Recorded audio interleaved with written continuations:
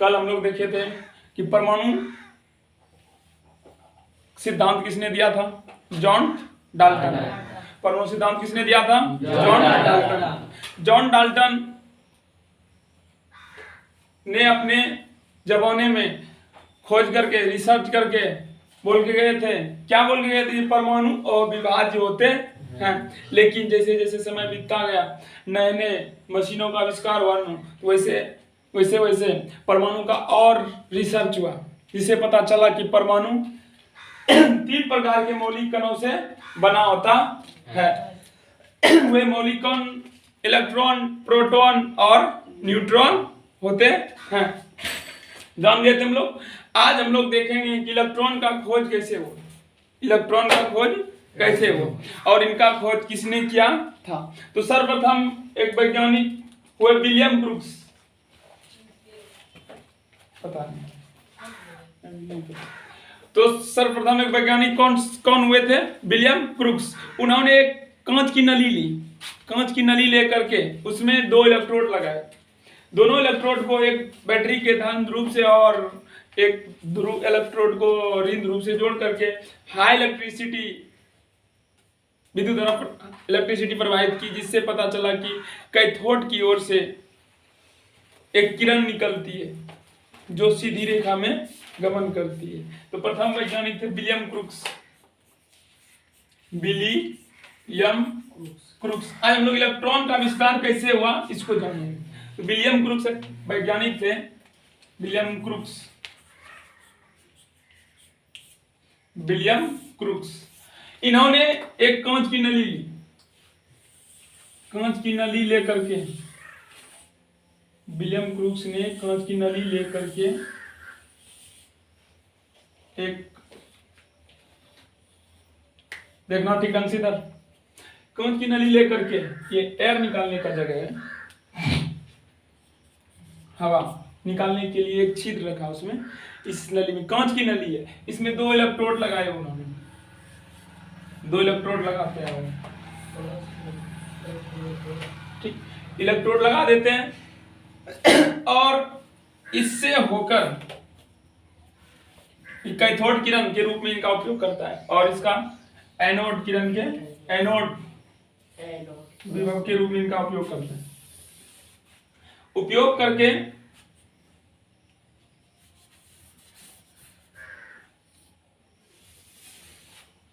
इससे होकर high electricity मतलब उच्च विद्युत धारा प्रवाहित करते हैं। लगभग 1000 वोल्ट वाला विद्युत धारा प्रवाहित करते हैं। हम लोग के घरों में 420 वोल्ट का विद्युत धारा प्रवाहित होते हैं, 220 का। लेकिन विलियम क्रूक्स क्या करते हैं? 1000 वोल्ट वाला हाई इलेक्ट्रिसिटी विद्युत धारा इसके अंदर प्रवाहित करके देखता है। तो जैसे इससे विद्युत धारा प्रवाहित होती है तो विद्युत धारा गमन नहीं करती, क्योंकि यहां पर क्या है, निर्वात हवा भरा हुआ था इसमें अधिक मात्रा में। इनका दाब क्या थे? कम नहीं था, अधिक था दाब। जैसे यहाँ पर एक तार पकड़ लेंगे ऐसे, और इधर से भी एक गर्म तार, एक ठंडा तार को सटाएंगे, आप ऐसे रखेंगे तो विद्युत धारा प्रवाहित होगी? मतलब नहीं होगी। लेकिन जब यहाँ के बीच के वायु को कम कर देंगे, निकाल देंगे एक यंत्र के द्वारा, जैसे यहाँ पर क्या गया है, यहाँ पर क्या गया कि अभी भी हवा है, इसमें हवा को निकाला नहीं गया और इलेक्ट्रिसिटी पास की गई है, तो विद्युत धारा प्रवाहित नहीं होगी। लेकिन अगर यदि इसके वायु को निकाल दिया जाए, इसके दाब को कम कर दिया जाए, तब इलेक्ट्रिसिटी पास होने लगती है। यहाँ इसका दाब रखा गया 10⁻⁻² mmHg। इनके दाब को जैसे कम किया गया तो विलियम क्रूक्स देखते हैं बाबू कि कैथोड की ओर से, कैथोड इसको क्या बोलते हैं? कैथोड। इसको क्या बोलते हैं? एनोड। एनोड, एनोड, ठीक। तो विलियम क्रूक्स देखते हैं जब इसके वायु को निकाल देते हैं तो पाते हैं कि कैथोड की ओर से, किस ओर से? कैथोड की ओर से एक किरण निकलती है। क्या निकलती है? किरण निकलती है, जिसे विलियम क्रूक्स ने कैथोड किरण नाम दिया। क्या क्या किए विलियम क्रूक्स? एक कांच की नली लिए उसमें 2 इलेक्ट्रोड लगाए, एक कैथोड एक एनोड, और उसमें 1000 वोल्ट वाला विद्युत धारा प्रवाहित करते हैं और इनके वायु को निकाल देते हैं छिद्र के द्वारा। निकाल करके जब विद्युत धारा प्रवाहित की जाती है तो वह देखते हैं कि कैथोड की ओर से एक किरण निकलती है जिसे विलियम क्रूक्स ने कैथोड किरण नाम दिया। इस किरण को क्या नाम दिया है? कैथोड किरण, जो कि सीधी रेखा में गमन करती है। यहाँ पर लिखा गया कैथोड किरण एवं इलेक्ट्रॉन। विलियम क्रूक्स यहीं तक करके छोड़ देते हैं, लेकिन उसके बाद आते हैं जे टॉमसन। विलियम क्रूक्स के बाद क्या आते हैं? जे टॉमसन। जे टॉमसन। विलियम क्रूक्स यहीं तक करके छोड़ देते हैं, लेकिन जे टॉमसन ने इसी प्रयोग को दोहराते हैं। जे टॉमसन इसी प्रयोग को क्या करते हैं? दोहरा देते हैं। तुम कुछ आविष्कार कर रहा है करके तुम छोड़ दिया, मान लो भी तुम फैक्ट्री खोल रहा है, नहीं चला तुमसे, तुम छोड़ दिया, हम जाएंगे उसी के ऊपर कम करने लगेंगे, मेरा धंधा को अच्छा चलने लगे। तो वही क्या करते हैं? कौन? तो जे टॉमसन। जब जे टॉमसन इनका पुनः प्रयोग करता है तो देखता है कि ये किरण, कौन सी किरण? कैथोड किरण सीधी रेखा में गमन करती है। एक बात बोलते हैं, उसके बाद बोलते हैं कि कैथोड किरण कणों के बने होते हैं। किनके बने होते हैं? कणों की, जो कि सीधी रेखा में गमन करती है। इसको नोट करो थोड़ा सा फिगर को।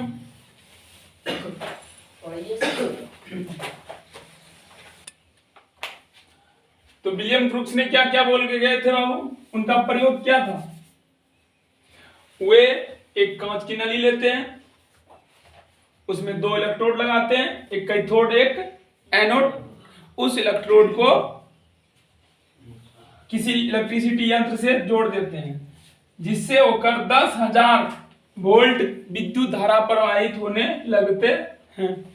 तब देखते हैं कौन? विलियम क्रूक्स, कि विद्युत धारा प्रवाहित नहीं हो रही। लेकिन जब इस यंत्र के, इस कांच की नली से हवा को कम कर दिया जाता है, इनके दाब को 10 के घात -2 mmHg रखा जाता है, वायु को निकाला जाता है इस कांच की नली से, तब इस कैथोड से एक किरणें निकलती है। इस कैथोड से क्या निकलती है? किरणें निकलती है, जो कि सीधी रेखा में गमन करती है। इसी का नाम विलियम क्रूक्स क्या रखते हैं? कैथोड किरण। इसका नाम क्या रखते हैं? कैथोड किरण। क्या बोले? फिर से एक बार सुन लो। विलियम क्रूक्स एक कांच की नली लेते हैं, उसमें 2 इलेक्ट्रोड लगाते हैं, एक कैथोड इलेक्ट्रोड और एक एनोड इलेक्ट्रोड। ठीक, पुनः उस इलेक्ट्रोड को करंट से जोड़ देते हैं। उसका करंट का मान कितना होता है? 10,000 वोल्ट। जब प्रवाहित करते हैं तो विद्युत धारा प्रवाहित नहीं होती। 2 चीज ले लेंगे, करंट का 2 तार सब यहाँ तक रखेंगे तो इलेक्ट्रिसिटी पास होगी बाबू? नहीं होगी। लेकिन अगर इस भाग के वायु को निकाल देंगे ना, तो कैथोड से किरणें निकलती है, इस ओर से किरण निकलेगी जो कि एनोड की तरफ जाती है। तो वही करते हैं, इनके वायु को निकाल देते हैं, और इनके वायु को निकालने इनका दाब रखता है कितना? 10 के घात -2 mmHg। ऐसा जब करते हैं तो कैथोड से एक किरण निकलती है जो कि सीधी रेखा में गमन करती हुई एनोड की दीवार पर पड़ने लगती है, यहां चमक उत्पन्न होने लगती है। इससे पता चलता है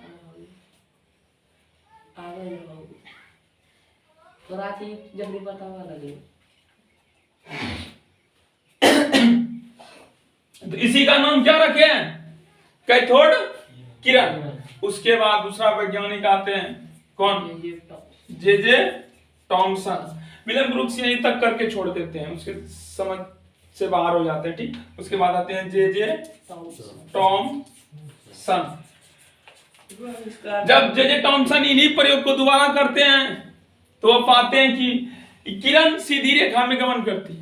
इसके लिए वो एक कार्य करते हैं। क्या कार्य करते हैं दिखाते हैं तुम लोग। फिगर नोट कर लेना वीडियो को रोक करके। पुनः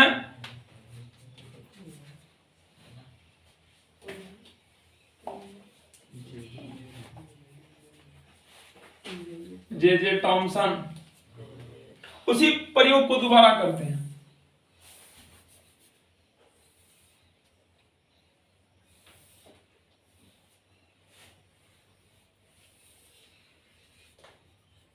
उसी प्रयोग को दोबारा करते हैं।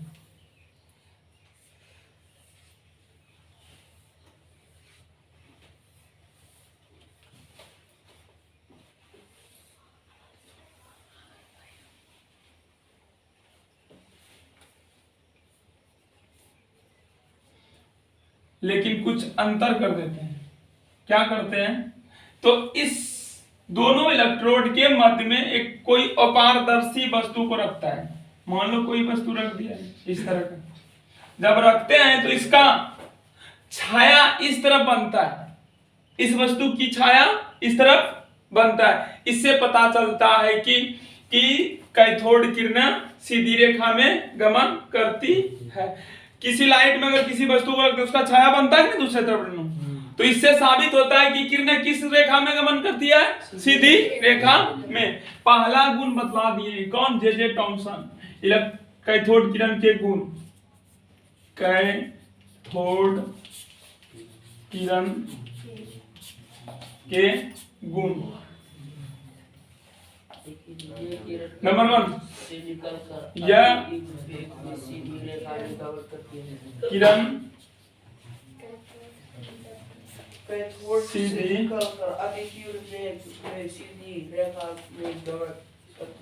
रेखा में गमन करती है।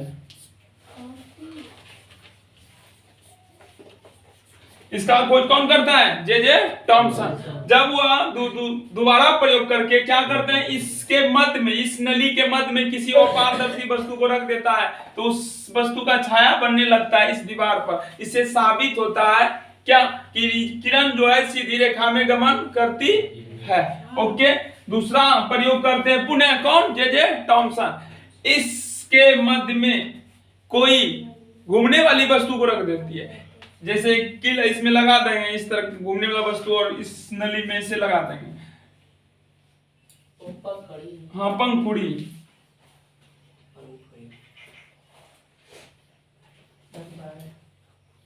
जब पंखुड़ी को लगा दिया जाता है तो वह देखते हैं कि पंखुड़ी घूम रही है।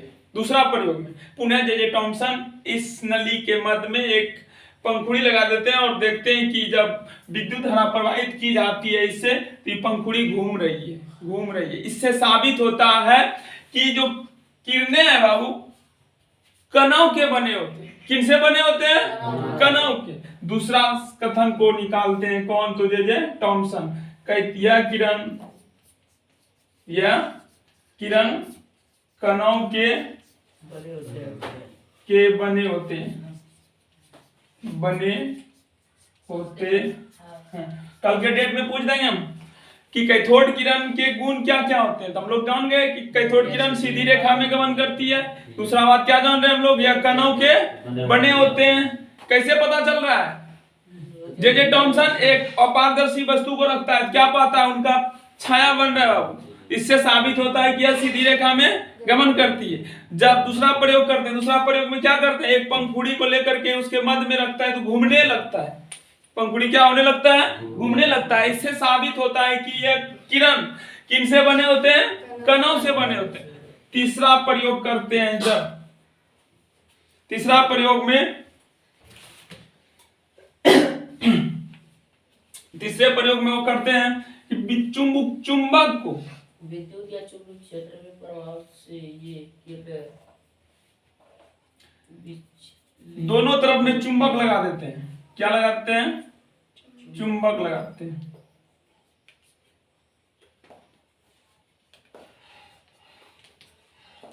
पॉजिटिव निगेटिव, ऊपर का पॉजिटिव है, नीचे का निगेटिव। जब चुंबक के दो ध्रुव को रखते हैं नली के अंदर में, तो यह किरणें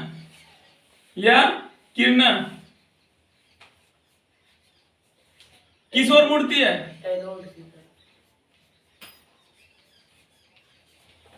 ऊपर की ओर मुड़ जाती है। किस ओर मुड़ती है? ऊपर की ओर। जब इलेक्ट्रिसिटी पास की जाती है और दोनों तरफ में चुंबक का एक प्लस ध्रुव एक माइनस ध्रुव को रखा जाता है तो यह किरण सीधी न जा करके, जब चुंबक नहीं था तो यह किरण किस रेखा में गमन कर रहे थे? सीधी रेखा में। लेकिन जैसे चुंबक का धन ध्रुव और ऋण ध्रुव इसके अंदर रखा जाता है तो यह किरण धन ध्रुव की ओर आकर्षित होने लगता है। ऊपर में प्लस बोले हैं, ऊपर में क्या बोले हैं तुम लोग को? प्लस। तो यह किरण किस ओर चली जाती है? प्लस की ओर। इससे साबित होता है कि, इससे समझने से पहले ही बताओ तुम लोग कि प्लस प्लस आकर्षित होता है कि प्लस माइनस? कौन अपने को आकर्षित करता है? प्लस माइनस एक दूसरे को आकर्षित करता है। प्लस प्लस हटाएंगे बाबू, कभी नहीं सटेगा। सटता है? लड़का लड़का से शादी करता है? ऐसा ना होता। समान चीज एक दूसरे को क्या करते हैं? प्रतिकर्षित। लेकिन असमान चीज एक दूसरे को क्या करते हैं? आकर्षित। जैसे बोल रहे हैं प्लस और माइनस का संयोजन होगा या नहीं? मतलब एक दूसरे को आकर्षित करेगा कि प्रतिकर्षित? आकर्षित। और माइनस माइनस आकर्षित करेगा कि प्रतिकर्षित? क्या करेगा? प्रतिकर्षित करेगा। समान चीज एक दूसरे को हटाता है, अपने से दूर करता है। लेकिन माइनस और प्लस एक दूसरे को आकर्षित करेगा। माइनस और प्लस एक दूसरे को क्या करता है? आकर्षित करता है। तो ये किरण किस ओर मुड़ रही है? जल्दी बताओ। प्लस की ओर। प्लस की ओर मुड़ रही है तो इससे क्या साबित होता है कि किरण ऋणात्मक होती है। ऋणात्मक होगी तब नहीं प्लस की ओर जाएगी किरण। इससे क्या साबित होता है? तीसरा बिंदु कि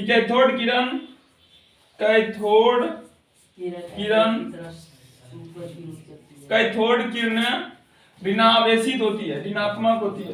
ऋणात्मक क्या होती है? ऋणात्मक होती है। क्या होती है रे? तो कैथोड किरणों के बारे में हम लोग क्या क्या जान रहे हैं कि कैथोड किरण सीधी रेखा में गमन करती है। यह कणों के बने होते हैं, यह ऋणात्मक होती है। ओके, चलो यहाँ तक नोट करो जल्दी से।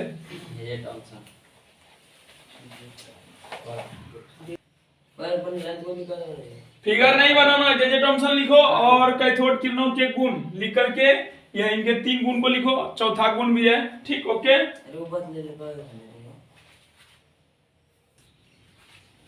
नीचे लिखो, इसके नीचे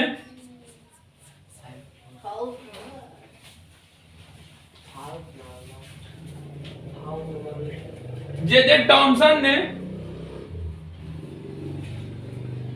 लिखो, जे थॉमसन ने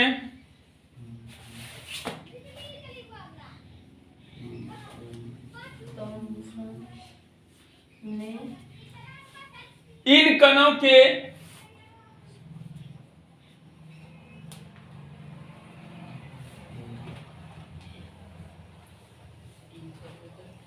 आवेश और द्रव्यमान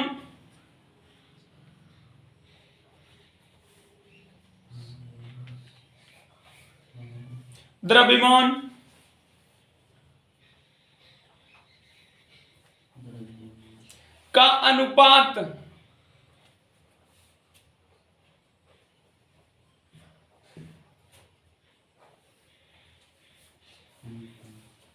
अपने प्रयोग द्वारा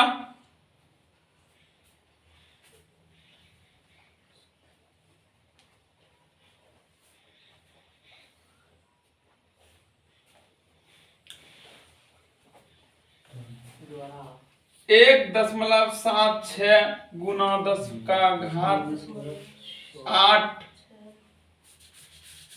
कूलम प्रति ग्राम पाते हैं। कूलम प्रति ग्राम पाते हैं। लिखा। आवेश और द्रव्यमान का अनुपात कितना पाते हैं? कूलम प्रति ग्राम। मतलब E/m मान क्या बोले? आवेश बटे द्रव्यमान कितना पाता है? 1.76 गुना 10 का घात 8 कूलम प्रति ग्राम। इसको क्या पढ़ते हैं? कल के डेट में पूछ देंगे। कैथोड के कणों का कैथोड के कणों का आवेश और द्रव्यमान का अनुपात कितना होता है? 1.76×10⁸ कूलम प्रति ग्राम। ठीक। इन सभी प्रयोगों से पता चलता है कि, लिखो, इन सभी प्रयोगों से, उसी में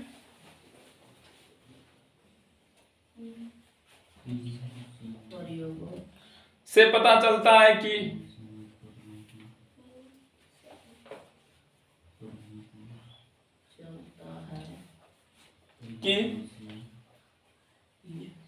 प्रयोगों से की लिखी दो। इन सभी प्रयोगों से पता चलता है कि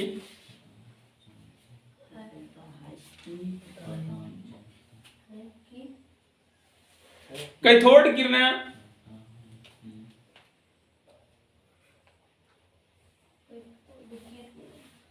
कणों से बने होते हैं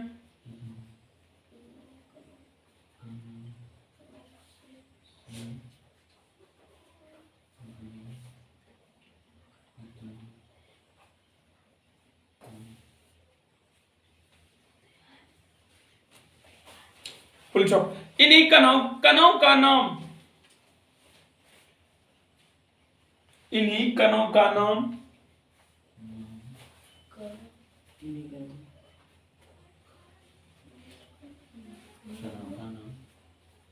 इलेक्ट्रॉन रखा गया।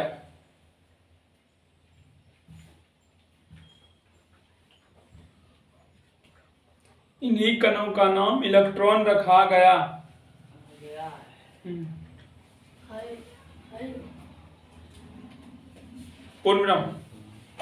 तो इलेक्ट्रॉन का खोज किसने किया है? विलियम क्रूक्स या जे जे टॉमसन? जे जे टॉमसन। विलियम क्रूक्स तो सिर्फ कैथोड किरणों तक ही छोड़ के चले गए, छोड़ दिए थे। उनके प्रयोग को दोबारा कौन दोहराया है बाबू? जे जे टॉमसन। दोहरा करके कई बार, एक बार यहाँ पर कोई पदार्थ रखता है तो उनका छाया बनने लगता है। इसे साबित हो जाता है क्या कि कैथोड किरण सीधी रेखा में गमन करती है। उसके बाद दोबारा प्रयोग क्या करते हैं? एक पंखुड़ी को रखता है, उसको क्या होने लगती है? घूमने लगती है। इससे पता चलता है कि छोटे छोटे कणों के बने होते हैं। किरण जो होते हैं किनसे बने होते हैं? कणों। और उसके बाद क्या करते हैं? दो चुंबक, एक धन ध्रुव एक ऋण ध्रुव जब रखते हैं तो बाबू ये किरण सीधी न जाकर के क्या हो जाती है? प्लस की ओर मुड़ जाती। अगर इसी प्लस को नीचे रखेंगे तो किरण नीचे की ओर मुड़ जाएगी। इससे पता चलता है कि बाबू कि किरण ऋणात्मक होती है। ऋणात्मक धनात्मक को ना आकर्षित करेगी बाबू, धन जो है ऋण को आकर्षित करने लगती है। इसी कारण से ये ऊपर की ओर मुड़ जाती है। इससे साबित होता है कि कैथोड किरणें ऋणात्मक होती है। यह कणों के बने होते हैं। इन्हीं कणों का नाम इलेक्ट्रॉन रखा गया। ये सब प्रयोग कौन किए हैं? जे जे टॉमसन। अब हम लोग जानेंगे इनके विशेषता। ये विशेषता तो हम कल देख ही लिए। इलेक्ट्रॉन का आवेश कितना होता है, इलेक्ट्रॉन का E/m मान कितना होता है, एक बार फिर से लिखा है।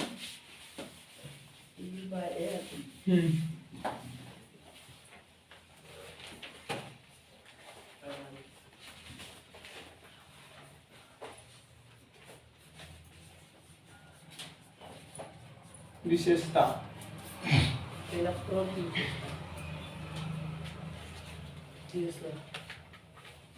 इलेक्ट्रॉन का द्रव्यमान कल लिखा है। द्रव्यमान 9.109 गुना 10⁻21 केजी। आवेश कितना लिखा है? 1.602 गुना 10⁻19। यही ना? आगे माइनस बोले हैं।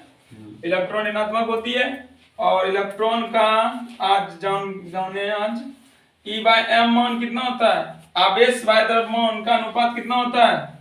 कुछ देर पहले लिखा है। कितना लिखा है? कूलम प्रति ग्राम। ओके, चलो इसको भी नोट कर लो थोड़ा सा। इस प्रकार से इलेक्ट्रॉन का खोज हुआ जे टॉमसन ने किए।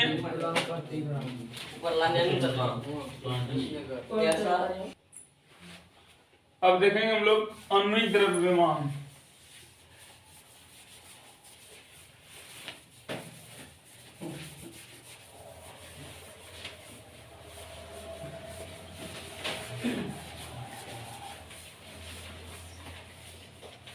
आणविक द्रव्यमान।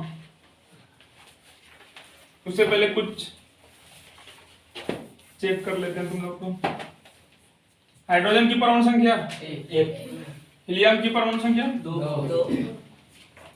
लिथियम की परमाणु संख्या 3 कार्बन की परमाणु संख्या 4 6 ऑक्सीजन की परमाणु संख्या 8 सोडियम की परमाणु संख्या 11 पोटेशियम परमाणु संख्या 19 कैल्शियम की परमाणु संख्या 20 उसके बाद आर्गन का परमाणु संख्या 18 वैसे आर्गनों से 18 सल्फर की परमाणु संख्या 16 सल्फर 16 उसके बाद स्कैंडियम की परमाणु संख्या 21 लोहा Fe लोहा का परमाणु संख्या 26 जस्ता का परमाणु संख्या 30 उसके बाद कॉपर का परमाणु संख्या 29 मैग्नीज 28 मैग्नीज बोल रहे हैं मैग्नीशियम नहीं मैग्नीज का परमाणु संख्या 25 ठीक उसके बाद मैग्नीशियम 12 कितना होता है 12 कल दिए थे होमवर्क में याद करके नहीं आया तुम लोग गलती बात याद करो ये सब इसके बिना दुनिया अंधेरी है याद रखना सब किताब में है ट्रिक भी बतलाए हैं तुम लोग को बहुत ट्रिक बतलाए हैं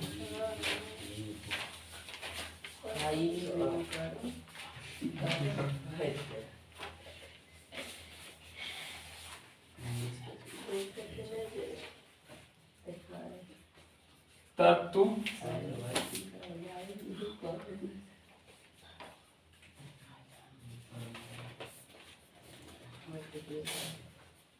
संख्या परमाणु भार या परमाणु द्रव्यमान एक ही होता है ठीक तो सुनो हाइड्रोजन का परमाणु संख्या कितना होता है एक परमाणु भार वजन एक परमाणु उठाएंगे तो हाइड्रोजन के सिलेंडर को ले लेंगे वहां से एक परमाणु निकले उसका वजन कितना होता है वजन होता है एलपीजी के सिलेंडर में गैस भरने लगता है क्या वजन नहीं होने लगता है नो कण मिल करके वजन बढ़ेगा यार वही पूछते हैं कि हाइड्रोजन का एक परमाणु का वजन कितना होता है एक हीलियम परमाणु संख्या 2 होते हैं लेकिन वजन 4 उसके बाद लिथियम 3 परमाणु संख्या 6 परमाणु भार 6 उसके बाद हाइली बेरिलियम 4 परमाणु संख्या 9 कुछ अपवाद होते हैं एक्सेप्शंस होते हैं परमाणु भार डबल नहीं होता है कुछ का डबल होता है लेकिन कुछ का अपवाद है जैसे अभी 8 4 दूनी 8 होना चाहिए बाबू कितना हो रहा है 9 एक चेंजिंग हुआ है उसके बाद हाइली बेबो बोरॉन का परमाणु भार 10 संख्या आवर्त सारणी में कहां पर आते हैं संख्या उसी को बोलते हैं ये आवर्त सारणी ने बतलाया तुम लोग को कई बार बतलाया बनाने के लिए याद करने के लिए कैसे याद करेंगे प्रत्येक बार का मतलब अच्छा फिर से बतलाएंगे धीरे बोरॉन का 5 होता है परमाणु भार कितना हुआ 10 उसके बाद क्या आते हैं कार्बन का 6 परमाणु भार 12 अच्छा दूनी 12 एक ही तो अपवाद मिला है किसका इसका अपवाद मिला है बेरिलियम का 20 क्या होते हैं बेरिलियम याद रखना जस्ट डबल हो रहा है उसके बाद कार्बन के बाद नाइट्रोजन 7 दूनी 14 उसके बाद ऑक्सीजन 8 परमाणु संख्या 8 दूनी 16 उसके बाद 15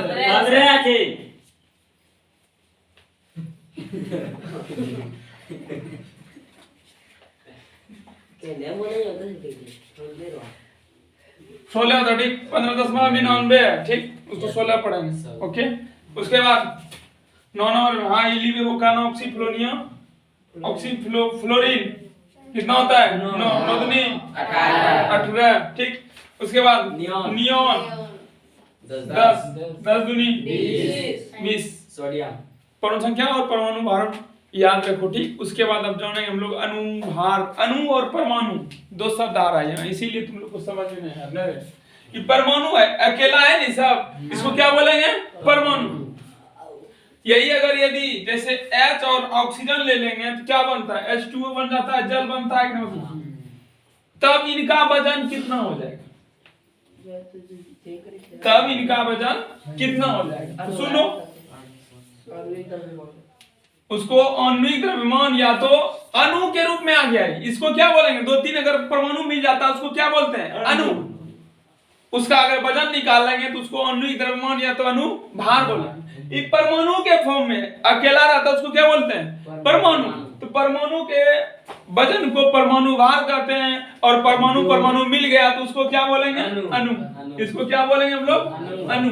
और अणु का अगर यदि भार निकाल ले उसको क्या बोलेंगे? अणु भार। यहाँ क्या पढ़ रहे हैं? परमाणु भार। परमाणु का वजन को परमाणु भार, अणु के वजन को अणु भार। अणु भार ज्ञात करने के लिए आज हम लोग सीखेंगे। तो बाबू यहाँ पर कितना हाइड्रोजन है तुम्हारे पास? 2। तो एक हाइड्रोजन का वजन कितना? 1। अरे बाबा 2 हाइड्रोजन है और 1 ऑक्सीजन है, इनका वजन कितना होगा? एक मॉलिक्यूल ले लेंगे जल का, एक बूंद उठा लेंगे, एक अणु को उठा लेंगे तो उनका वजन कितना होता है? तो इससे पता प्राप्त करेंगे 2 हाइड्रोजन है 1 ऑक्सीजन। तो एक हाइड्रोजन का वजन मतलब एक, दूसरे हाइड्रोजन का भी 1 ही होगा। ऑक्सीजन का वजन कितना होता है? एक परमाणु का ऑक्सीजन परमाणु का 16। ऐड करो रे बाबा, 18। अनुभार कितना हुआ जल के एक अणु का? 18।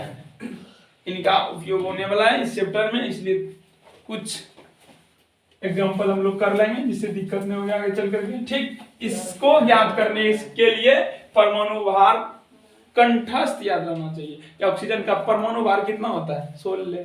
आर्गन का 38। ऐसे जैसे हीलियम का 2 है, 2 दूनी 4। भार याद रहना चाहिए, परमाणु संख्या नहीं भी रहेगा चलेगा। आर्गन का सब 40 से 38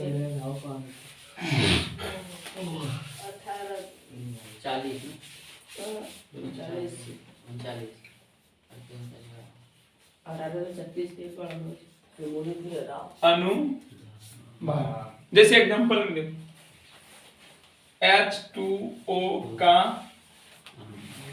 ये परमाणु है क्या? अणु के फॉर्म में 2-3 परमाणु मिल जाता है, परमाणु अकेला बोले मिल गया तो उसको क्या बोलेंगे? अणु। थोड़ा सा ध्यान लगाओ ना, उसके बाद देखना कितना फास्ट कर देंगे, किसी से पीछे नहीं छोड़ेंगे। H2O का अणु भार ज्ञात करा। अभी कुछ देर पहले बतलाए तुम लोग को, कितने बतलाए? H2O का अणु भार ज्ञात करना है, यही ना? अणु होते हैं परमाणुओं का योग, 2-3 परमाणु को मिलने से, तो सभी परमाणु का वजन को जोड़ देंगे, उसको क्या बोलेंगे हम लोग? अणु भार। H2O का अणु भार ज्ञात करना है, अणु भार। यहाँ पर कितना हाइड्रोजन है जल्दी बताओ? 2 बार हाइड्रोजन है। Yes sir. और एक हाइड्रोजन के लिए हम लोग क्या जानते हैं वजन? एक हाइड्रोजन परमाणु का एक गुना 2 कर सकते हैं। एक हाइड्रोजन का वजन कितना है? एक, यही ना?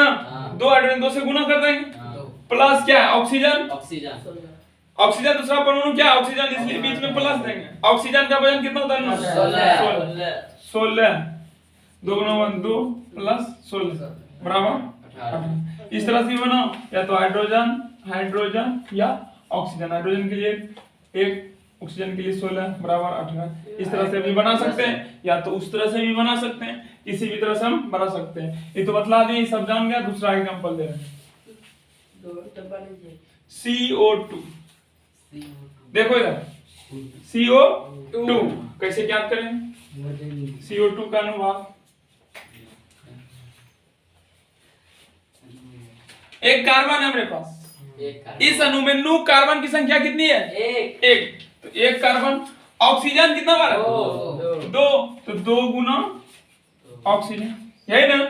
या 2 बार लिखो ऑक्सीजन प्लस ऑक्सीजन, ये लिखेंगे। तो 1 कार्बन का परमाणु संख्या 6, वजन कितना? 6 दूनी 12 हुआ, प्लस 2 गुना 16। ऑक्सीजन के लिए वजन 16 नो 16 8 होता है परमाणु संख्या 8 दूनी 16 वजन कितना होगा 16 तो 12 प्लस 16 दो 16 दोनों 32 और 12 प्लस 32 कितना होता है 44 A M U atomic mass unit ऐसा ही मात्रक लिखते हैं उसका इसको नोट करो दूसरा दे रहे हैं जल्दी जल्दी फास्ट वर्क इसका हो जाएगा H2O2 करेगा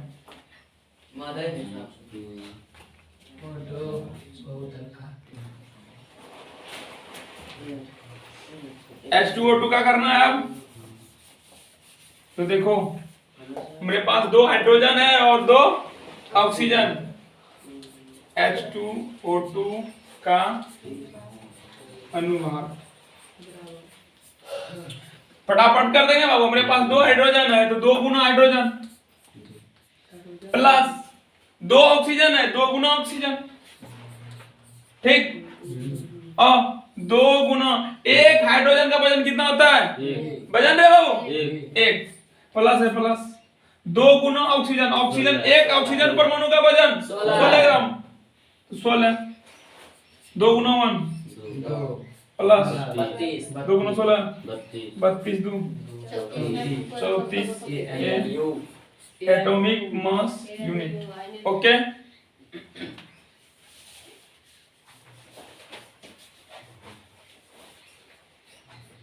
H2S जिसका हो गया H2S का बना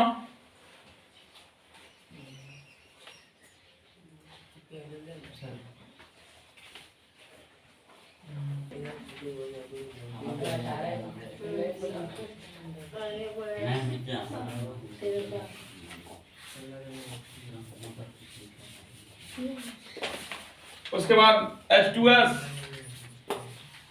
H 2 बार है 2 गुना H कर देंगे प्लस में सल्फर एक बार सल्फर लिखेंगे एक हाइड्रोजन का वजन कितना होता है 1 और सल्फर का 32 2 1 2 उसके बाद 32 हुआ होमवर्क लिखो घर के लिए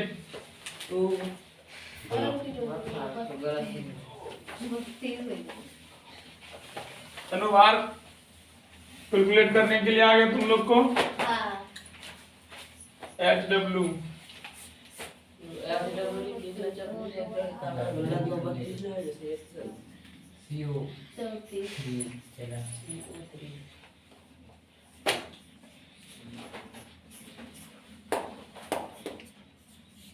HCl HNO3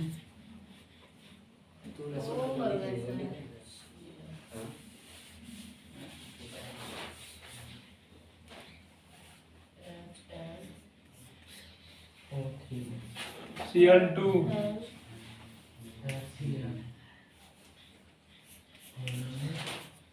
N2O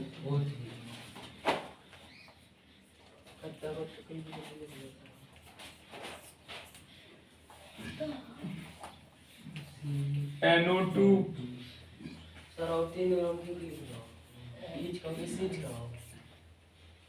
O3HCl C और L है H2SO4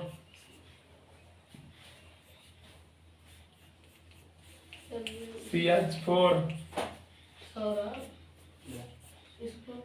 C2H4 H6 अनुभार कैलकुलेट कर लेना है 10 का 10 में 10 करना है सबको